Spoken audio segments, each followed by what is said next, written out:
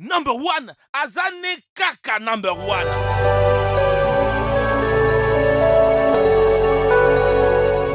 Bonjour et bienvenue à tous. La nature nous a toujours étonnés avec son imprévisibilité depuis des temps immémoriaux. Au XXIe siècle, nous disposons de nombreuses technologies incroyables, mais de nombreux phénomènes naturels communs restent encore à l'étude, sans parler des phénomènes rares qui ne se produisent que dans certaines régions de notre planète. Les nuages tueurs, les arcs-en-ciel blancs et les triples soleils ne sont que quelques-uns des rares phénomènes que vous apprendrez dans cette vidéo. Mais avant de plonger dans ces découvertes magnifiques, pouvez-vous répondre à cette question? Je fais trembler les gens depuis la nuit des temps, l'homme me combat. Chez toi, je suis en boîte, je crains le soleil. De quoi s'agit-il?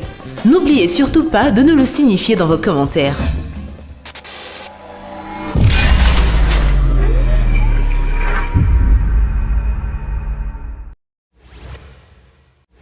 Et surtout, n'oubliez pas d'aimer et de vous abonner pour ne rater aucune de nos vidéos. La frontière entre deux océans. Saviez-vous que les océans ne sont pas complètement isolés les uns des autres? La plupart d'entre eux se rencontrent à certains endroits. Par exemple, les océans Atlantique et Pacifique se rejoignent dans le passage de Drake sur plus de 800 km. Mais si vous pensiez que les eaux de ces deux océans étaient simplement mélangées et que la frontière entre eux ne pourrait être déterminée que par des cartes et des coordonnées, vous aviez tort. En fait, les eaux de différents océans et même des certaines rivières ne se mélangent jamais. Cela se produit pour diverses raisons. Mais tout d'abord, cela est lié à leurs différents niveaux de salinité et de densité. Grâce à cela, la dite tension de surface se forme à la frontière entre les deux étendues d'eau et les empêche de se mélanger. Habituellement, la frontière entre les deux océans est visible à l'œil nu car ils diffèrent les uns les autres par leur couleur. À propos, ce phénomène connu scientifiquement comme une halocline a été découvert par Jacques-Yves Cousteau lors de son exploration du détroit de Gibraltar. Si vous menez une telle expérience dans un verre contenant de l'eau de l'Atlantique et du Pacifique, l'effet sera le même. Cependant, dans ce cas, ce sera une halocline horizontale plutôt que verticale. Trois soleils. Les légendes anciennes de différentes nations parlent souvent de trois soleils qui éclairaient la Terre. Bien sûr, ce n'est qu'un vieux mythe, mais parfois ce phénomène peut vraiment être observé dans la nature. C'est ce qu'on appelle un halo et c'est un phénomène optique unique, un anneau lumineux autour de la source de lumière. Selon les météorologues, l'effet de halo le plus courant peut être observé pendant la saison froide dans des régions au climat assez rigoureux telles que la Sibérie ou l'État américain du Wisconsin.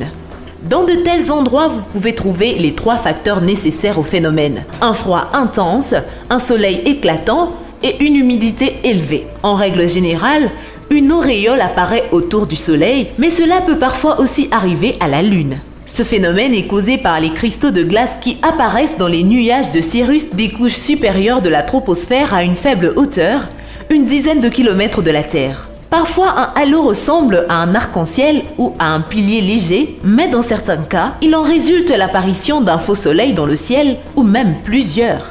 Nos ancêtres considéraient ce phénomène comme un présage de malheur et l'ont même décrit dans des chroniques. La gloire du matin. Cet incroyable phénomène météorologique ne peut être observé qu'à un seul endroit sur la Terre, sur la côte nord de l'Australie, et seulement au printemps.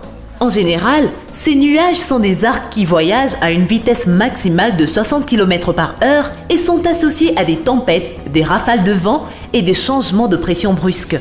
Il n'est pas difficile d'imaginer le danger que cela pose aux avions qui passent. En raison de son habitat limité, ce phénomène est encore très mal étudié. Il en existe plusieurs possibles explications. Peut-être s'agit-il d'une sorte de tornade endormie, ou peut-être de bras en spirale de cyclone, ou d'un soi-disant nuage de grains qui se forme habituellement dans l'atmosphère avant un orage majeur. Cependant, les chercheurs s'accordent généralement sur la cause de la gloire du matin. On considère que c'est le mouvement des masses d'air résultant de la brise maritime. La seule chose que les météorologues ne comprennent toujours pas, c'est pourquoi ce phénomène ne se produit que dans une région particulière de l'Australie. Il existe des preuves que ce phénomène a été observé à plusieurs reprises dans d'autres régions du monde, comme le Brésil, mais il s'agit davantage d'une exception à la règle. La pororoca. Au cours des dernières années, ce phénomène naturel brésilien est devenu une attraction pour les touristes du monde entier. La pororoca est un raz de marée géant qui se produit à l'embouchure de l'Amazone, c'est-à-dire où il rencontre les eaux de l'océan Atlantique. La puissante marée atlantique qui a lieu dans cette région en moyenne 2 fois par an avance à une vitesse incroyable sur près de 800 km de l'Amazonie dans la direction opposée à son propre courant. La vague peut avoir jusqu'à 4 mètres de hauteur. Bien sûr, la pororoca entraîne des conséquences horribles pour les régions environnantes. Elle arrache souvent des arbres, balaie des maisons entières, renverse des bateaux et inonde les cultures, mais cela ne fait pas peur aux surfeurs du monde entier qui viennent ici chaque année pour tenter de surfer sur la vague meurtrière. C'est très difficile, non seulement à cause de sa vitesse, mais aussi à cause des propriétés de l'eau. Après tout, l'eau de l'océan est salée et moins dense, ce qui signifie qu'elle est glissante. En même temps, l'eau de l'Amazonie est douce et lourde pour le surf, mais les surfeurs sont prêts à tout pour affronter la vague la plus longue du monde. Dans São Domingos do Capim, une ville du nord du Brésil, ils organisent même un concours annuel. À propos, le mot pororoca vient de la langue tupi de tribu Tupi qui habitait la côte brésilienne avant l'arrivée des colonisateurs portugais. Cela peut être traduit comme le grondement.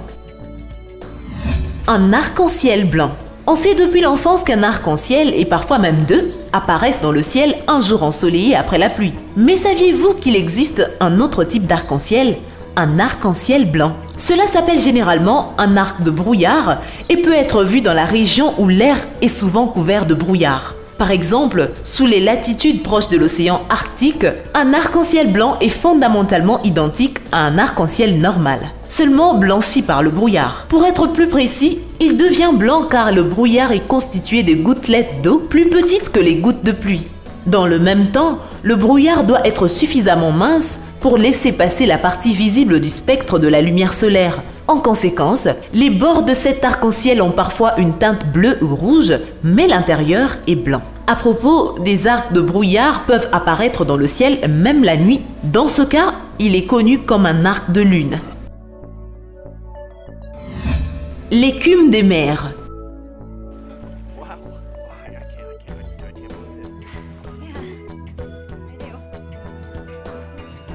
Lorsque nous entendons le mot écume, la plupart d'entre nous imaginons probablement la petite sirène qui se transforma en écume à la fin du tragique conte de fées des Hans Christian Andersen. Mais qu'en est-il du cappuccino de mer? Oui, c'est vrai. C'est un phénomène lorsque beaucoup d'écume de mer est rejetée sur le rivage en même temps, créant ainsi une fête de la mousse inhabituelle pour les habitants. Mais pour être honnête, ce phénomène s'apparente davantage au lavage du linge sale. C'est comme si un seigneur de la mer était allé un peu trop loin avec la lessive. Mais sérieusement, d'où vient cet étrange phénomène? En fait, plusieurs facteurs en sont la cause. Une quantité suffisante des débris océaniques et d'algues, des températures élevées, une quantité de sel suffisante et des vents violents. En résumé, l'écume de mer est un mélange de déchets et de sel qui commence à errer et à bouillonner dans l'eau chaude. Le vent et les courants l'aident à se rendre au rivage. Les gens sont fascinés par la vue et sont heureux de prendre des photos et de se baigner dans les nuages du plaisir de la mer, ne sachant même pas qu'il s'agit en réalité des conséquences dévastatrices de l'ignorance de l'homme envers l'environnement.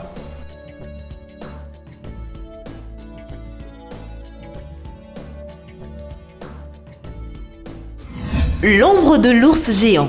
Ce phénomène n'est peut-être pas si sophistiqué d'un point de vue naturel, mais il n'en est pas moins unique. Cette ombre d'ours géante apparaît plusieurs fois par an dans les montagnes de l'État américain de Caroline du Nord et attire un grand nombre de touristes émerveillés. Cependant, certaines personnes y voient d'autres animaux, un chien ou un hippopotame. Tous les jours de fin octobre à début novembre et de mi-février à début mars, l'ombre de l'animal apparaît sur les pistes pour seulement une demi-heure. Cependant, ce laps de temps est plus que suffisant pour que les touristes prennent beaucoup de remarquables photos de ce miracle, à condition bien sûr que le ciel soit complètement dégagé. Les cercles sous l'eau.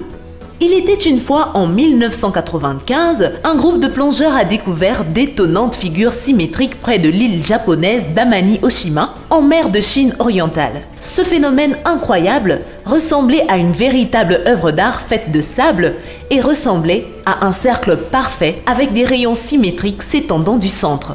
Bien sûr, les chercheurs ont immédiatement commencé à travailler sur leur théorie, sur l'origine de ces dessins, et les gens ordinaires ont simplement pensé qu'ils étaient paranormaux. Les auteurs de ces œuvres ont été retrouvés il n'y a pas si longtemps. 18 ans plus tard, il s'est avéré que ces figures sont faites par des minuscules poissons de la famille de Tetraodontidae.